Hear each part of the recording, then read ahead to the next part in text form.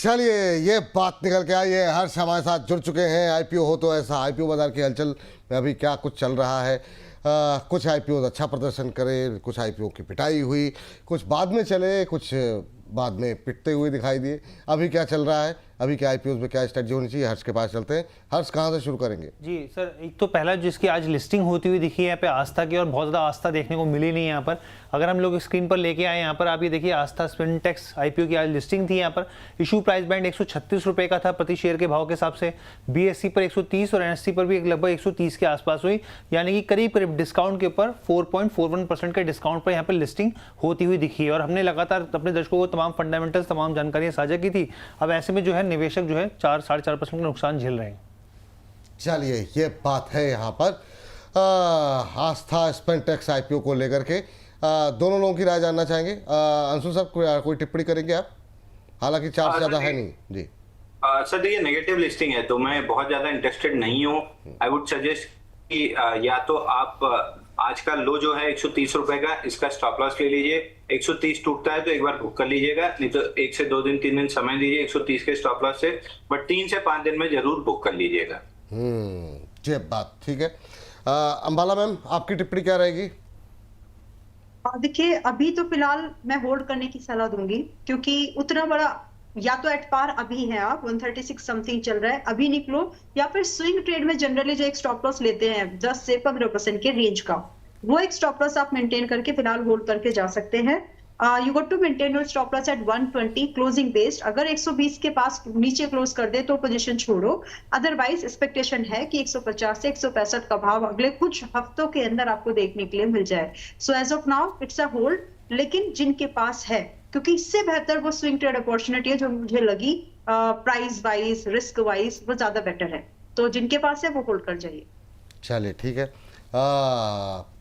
हर्ष, बताइए अगला आईपीओ। जी, अगला आईपीओ जल्दी खुलता हुआ दिखेगा और काफ़ी ज़्यादा बस क्रिएट हो रखा है इस आईपीओ का, इसलिए हम लोगों ने इसमें मेंशन किया। यहाँ पे कुसुमगार आईपीओ की बात करते हैं। इसकी डेट्स पे मैं जाऊँ उससे पहले आप ये देखिए कि इसका जो बिजनेस मॉडल है काफ़ी इंटरेस्टिंग है। कंपनी क्या करती है, हाई परफॉर्मेंस इंजीनियर्ड जो सिंथेटिक फैब्रिक्स होती है वो बनाती है। अब फैब्रिक्स भी किस लिहाज से, किस सेक्टर के हिसाब से इस्तेमाल होता है वो मैं बताऊँगा आपको। साथ में रक्षा प्रोडक्ट्स को लेकर भी जो डिफेंस प्रोडक्ट्स हैं वो भी कंपनी तैयार करती है। अगर आप इनके यहाँ पर देखें फैब्रिक्स का इस्तेमाल तो एरोस्पेस में, डिफेंस में, यहाँ पर इंडस्ट्रियल में, ऑटोमोटिव फैब्रिक्स में, आउटडोर लाइफस्टाइल में, तमाम जगह पर इनके फैब्रिक्स का इस्तेमाल होता है। अगर मैं आपको कुछ एग्जांपल भी दूं इनके प्रोडक्ट्स को लेकर तो बड़े इंटरेस्टिंग है। पैराशूट सिस्टम में इनके प्रोडक्ट्स के फैब्रिक्स का इस्तेमाल होता है। इसके अलावा स्टीलेथ सोल्यूशन, जो कि बेसिकली जो दुश्मन के रडार होते हैं, थर्मल कैमरा होते हैं या सेंसर्स जो सैनिकों के होते हैं उनको छिपाने का काम करती है यहाँ पे।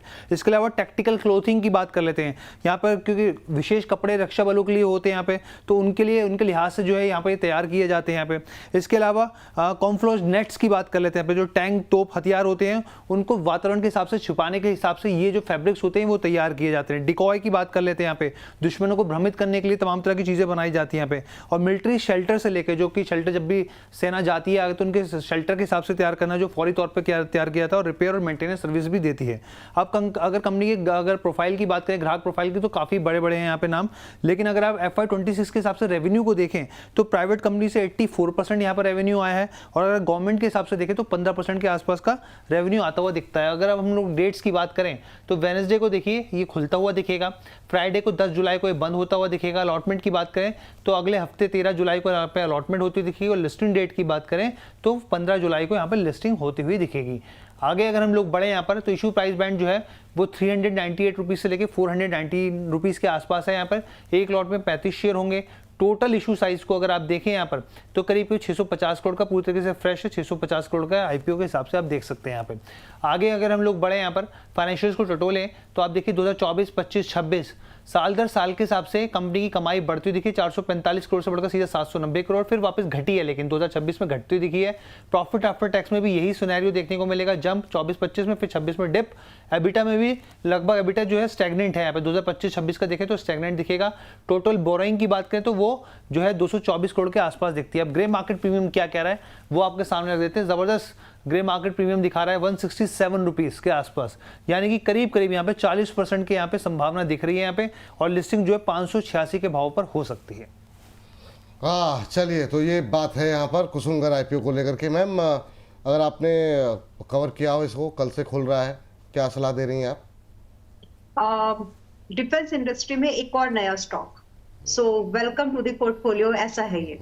और रही बात की बिजनेस को लेकर के, तो ऑलरेडी जो हर्षी ने एक बात बोली ना, वो इसके लिए एक एडवांटेज है। 70/30 का ये जो रेशियो है, तो आपकी बिजनेस प्रोबेबिलिटी कहीं हद तक and business sustainability, because government side से जो इसके बिजनेस आते हैं वो टेंडरिंग के थ्रू आते हैं, तो ये कॉम्बिनेशन बहुत ठीक है विपुल जी। और बिजनेस को नंबर्स के हिसाब से आप देखेंगे तो आई मीन ठीक है, उतने खराब नहीं है।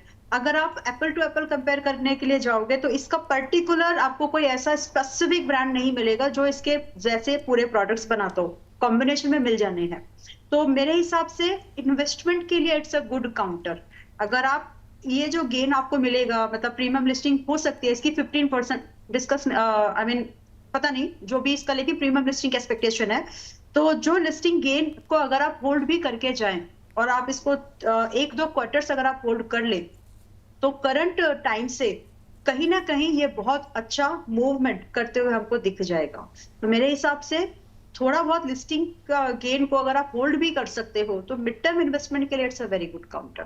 तो फाइनेंशियल्स ठीक है, पोजीशनिंग ठीक है और बाकी सब चीजें ठीक है, तो एप्लीकेशन आपका लिस्टिंग गेन के लिए तो आप कर ही लो।